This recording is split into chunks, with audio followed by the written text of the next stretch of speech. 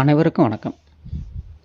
இந்த பதிவில் பகல் உணவு பற்றி வள்ளலார் கூறியதை பார்க்கலாம்.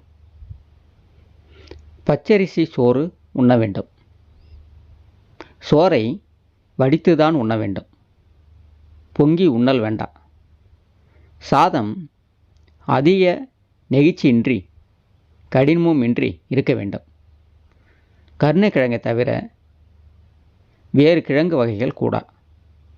சன்மார்க்க உணவுப் பொடியாகிய மிளகு 1 பங்கு, சீரகம் காலே அரைக்கார் பங்கு, வெந்தயம் 1/4 பங்கு, புளி வீசம் பங்கு, உப்பு வீசம் பங்கு, மிளகாய் வீசம் பங்கு இவை சேர்த்த பல்பயன் பொடியை கரியமுது, சாறு, குழம்பு முதலியவைகளை செய்ய பயன்படுத்த வேண்டும்.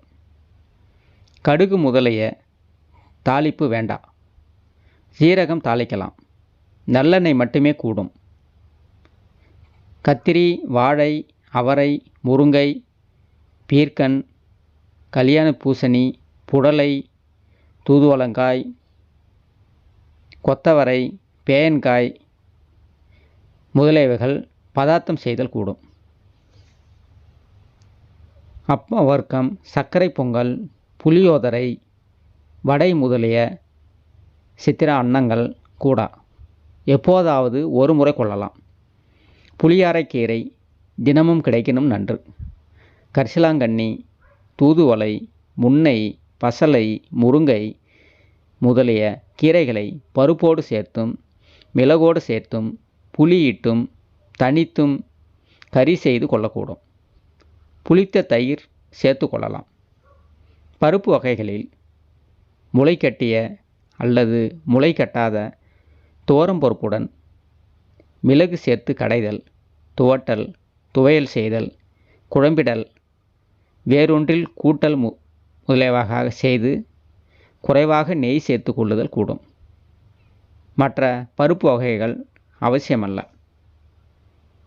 பெருங்காயம், பூண்டு, வெங்காயம் தவிர்க்க வேண்டும்.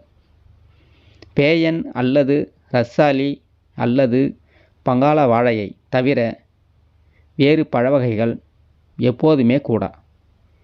விரைவுமின்றி சோம்பலுமின்றி உண்ண வேண்டும். ஒரு பிடி குறைவாகவே உண்ண வேண்டும். உண்ட பின் பிறகுதான் நீர் பருக வேண்டும். அதுவும் வெந்நீராக இருத்தல் வேண்டும்.